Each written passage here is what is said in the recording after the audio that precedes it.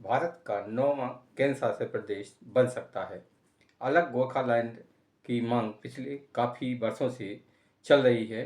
अब केंद्र सरकार इस पर गंभीरता से विचार कर रही है और सूत्रों से ऐसी खबर है कि केंद्र सरकार अलग गोरखालैंड मामले पर बहुत ही गंभीर है और इस मामले पर पिछले दिनों एक बैठक भी हुई। इस बैठक का क्या नतीजा निकला, ये तो अभी बाद में पता पड़ेगा। लेकिन गोरखालैंड के बारे में बात करें तो गोरखालैंड पश्चिम बंगाल को विभाजित करके एक नया केंद्र शासित प्रदेश केंद्र सरकार बना सकती है। चैनल को सब्सक्राइब कर बेल आइकन प्रेस करें। वीडियो को लाइक एवं शेयर कर कमेंट्स बॉक्स में अपनी राय जरूर दें कि अलग गोरखालैंड राज्य बनना चाहिए या नहीं। गोरखालैंड के बारे में अगर हम बात करें तो गोरखालैंड की मांग बहुत पुरानी है। ये 80 के दशक से चली आ रही है। सबसे पहले इस मांग को गोरखा नेशनल लेबर फ्रंट के जो उस समय के तत्कालीन अध्यक्ष थे, प्रमुख थे, सुभाष घी सिंह ने उठाई थी। तब से लेकर अब तक ये मांग दिन पर दिन जोर पकड़ती जा रही है।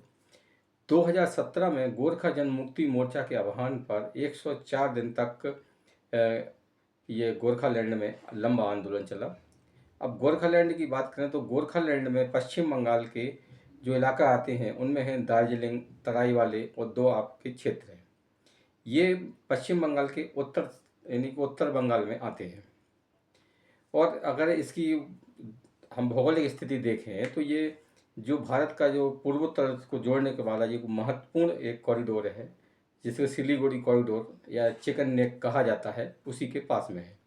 तो अगर अलग गोरखालैंड राज्य बनता है तो इससे देश की सुरक्षा व्यवस्था भी मजबूत होगी। अब इसकी मांग के बारे में बात करते हैं तो अलग गोरखालैंड की मांग जो गोरखा नेता है वो काफ़ी लंबे समय से करते आ रहे हैं। अब जाकर केंद्र सरकार ने इस पर ध्यान दिया है।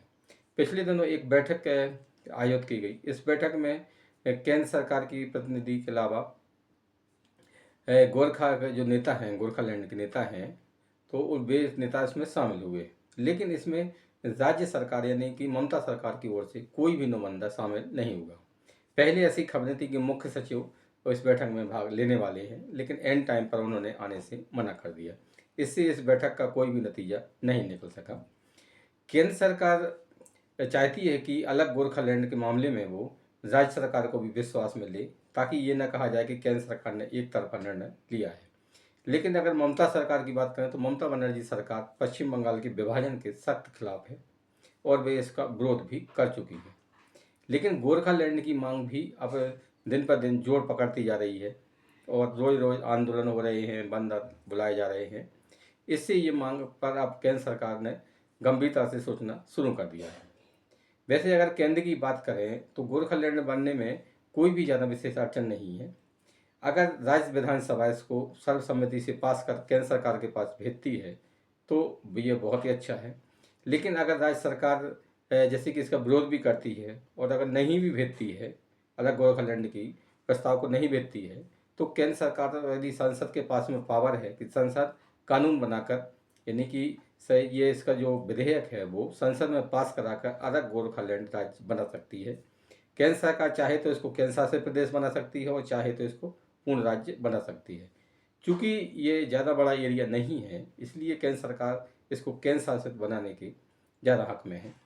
बहरहाल इस मांग पर अब तेज़ी से काम चल रहा है। केंद्र सरकार इस पर गंभीर है और हो सकता है आने वाले दिनों में फिर से कोई बैठक हो, ताकि जो गोरखालैंड की मांग है उस पर विचार विमर्श हो सके और इसका समस्या का कोई ना कोई समाधान निकाला जा सके।